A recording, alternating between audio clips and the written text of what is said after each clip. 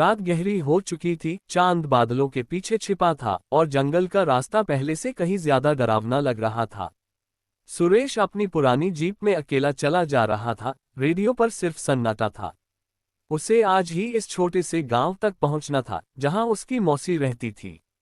जैसे ही उसने जंगल के भीतर प्रवेश किया, एक अजीब सी खामोशी छा गई। पेड़ों की शाखें ऐसी लग रही थीं मानो डरावने हाथ फैलाए उसका इंतजार कर रही हो। अचानक जीप के हेडलाइट्स की रोशनी में कुछ चमका।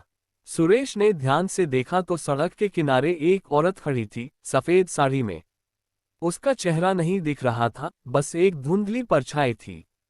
सुरेश को लगा कि शायद कोई मदद मांग रहा होगा। उसने जीप धीमी की और खिड़की नीचे की। क्या हुआ बहन जी, आप इस समय यहाँ? जैसे ही उसने ये कहा, वो औरत तेजी से उसकी तरफ मुड़ी। उसकी आंखें नहीं थीं, सिर्फ गहरे खाली गड्ढे थे जहां से काला पानी टपक रहा था। उसके होंठ फटे हुए थे और एक भयानक सूखी हंसी उसके मुंह से निकली। सुरेश का खून जम गया। उसने बिना कुछ सोचे समझे एक्सीलरेटर दबाया और जीप सरपट दौड़ा दी। पीछे मुड़कर देखा तो वह औरत उतनी ही तेजी से उसके पीछे भाग रही थी। उसके पैर जमीन पर नहीं पड़ रहे थे, वह हवा में तैर रही थी।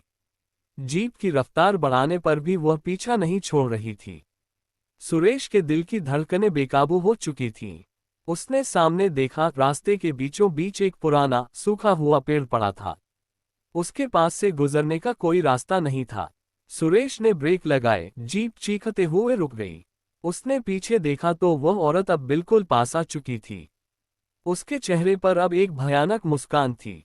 सुरेश ने सोचा कि अब सब खत्म। तभी उसे याद आया कि उसकी मौसी ने उसे एक ताबीज दिया था, ये कहकर कि यह उसे बुरी शक्तियों से बचाएगा। उसने जल्दी से अपनी जेब से ताबीज निकाला और उसे अपनी मुट्ठी में कस लिया। जैसे ही उसने ऐसा किया, उस औरत की हंसी रुक गई। उसकी आंखों के खाली गड्ढों से अब लाल रोशनी निकलने लगी। वह जमीन पर गिर पड़ी, उसका शरीर तेजी से हिलने लगा और देखते ही देखते वह एक राख के ढेर में बदल गई। सुरेश हांफते हुए जीप से बाहर निकला। उसने देखा कि पेड़ अपनी जगह से हट गया था और रास्ता साफ था। उसे समझ नहीं आया कि यह सब कैसे हुआ, लेकिन वह जानता था कि वह उस भयानक रात को कभी नहीं भूल पाएगा। उसने फिर से जीप स्टार्ट की और जितनी तेजी से हो सका उस जंगल से बाहर निकल गया। सुबह होने तक वह अपनी मौसी के घर पहुंच चुका था, लेकिन उस रात का डर उसकी आत्मा में हमेशा के लिए बस गया था। मौसी के घर पहुंचते ही सुरेश ने दरवाजा खटखटाया। मौसी ने दरवाजा खोला, उनके चेहरे पर चिंता की लकीरें थीं। बेटा, तुम ठीक हो? मैंने तुम्हें फोन किया था लेकिन लग नहीं रहा था। बहुत देर हो गई, मैं बहुत परेशान थी। सुरेश ने अंदर आते ही मौसी को गले लगा लिया। उसकी आंखें डरी हुई थीं। मौसी, मैं अभी एक बहुत ही भयानक अनुभव से गुजरा हूँ। उसने पूरी कहानी मौसी को सुनाई, उस सफेद साड़ी वाली औरत से लेकर राख के ढेर में बदलने तक। मौसी ध्यान से सुनती रहीं, उनके चेहरे पर एक उदासी और गंभीरता थी। जब सुरेश ने ताबीज की बात बताई तो मौसी ने उसकी मुट्ठी से ताबीज लिया और उसे ध्यान से देखा। मुझे पता था, मौसी ने धीरे से कहा। यह ताबीज मेरी दादी ने मुझे दिया था। उन्होंने कहा था कि यह हमारे परिवार की रक्षा करेगा, खासकर इस जंगल के रास्ते से गुजरने वालों की। ये जंगल शापित है सुरेश। सुरेश चौंक गया। शापित? क्या मतलब मौसी? मौसी ने उसे पास बिठाया और एक लंबी सांस ली। कई साल पहले जब मैं छोटी थी, इसी गांव में एक लड़की रहती थी, राधा। वह बहुत सुंदर थी और उसकी शादी तय हो चुकी थी। एक रात वह इसी जंगल के रास्ते से अपने मंगेतर से मिलने जा रही थी, लेकिन वह कभी वहां पहुंच नहीं पाए। क्या हुआ था उससे? सुरेश ने पूछा। उसकी आवाज में डर था। गांव वालों ने कहा कि उसे किसी ने मार डाला और जंगल में दफना दिया, लेकिन उसकी आत्मा को कभी शांति नहीं मिली। वह आज भी इसी रास्ते पर भटकती है और जो भी अजनबी देर रात में वहां से गुजरता है, वह उसे अपना शिकार बनाने की कोशिश करती है। सुरेश के रोंगटे खड़े हो गए। तो वह राधा की आत्मा थी। मौसी ने सिर हिलाया।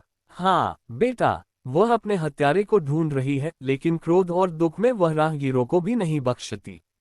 ये ताबीज उसी की आत्मा को दूर रखता है। लेकिन मौसी, मैंने सुना कि वह राख बन गई, सुरेश ने कहा। मौसी ने एक रहस्यमयी मुस्कान दी। उसने तुम्हें डराया, लेकिन वह पूरी तरह से खत्म नहीं हुई है। वह एक ऊर्जा मात्र है। यह ताबीज उसे कुछ समय के लिए शांत कर सकता है, लेकिन वह वापस आएगी। जब तक उसे न्याय नहीं मिल जाता या उसकी आत्मा को शांति नहीं मिलती, वह इस रास्ते पर भटकती रहेगी। सुरेश ने कांपते हाथों से चाय का कप पकड़ा। उसे अब समझ आया कि जंगल का रास्ता सिर्फ डरावना नहीं, बल्कि एक गहरी और दुखद कहानी का हिस्सा भी था। उसने फैसला किया कि वह इस गांव में कुछ दिन रहेगा और मौसी के साथ मिलकर राधा की कहानी के बारे में और जानने की कोशिश करेगा। शायद वह उसकी आत्मा को शांति दिलाने में मदद कर सके। अगली सुबह जब सूरज निकला और जंगल पर सुनहरी रोशनी पड़ी, तो सुरेश ने बाहर देखा। जंगल अब भी विशाल और रहस्यमय लग रहा था, लेकिन अब उसके लिए वह सिर्फ पेड़ों का झुंड नहीं था, बल्कि एक दुखद अतीत का गवाह था।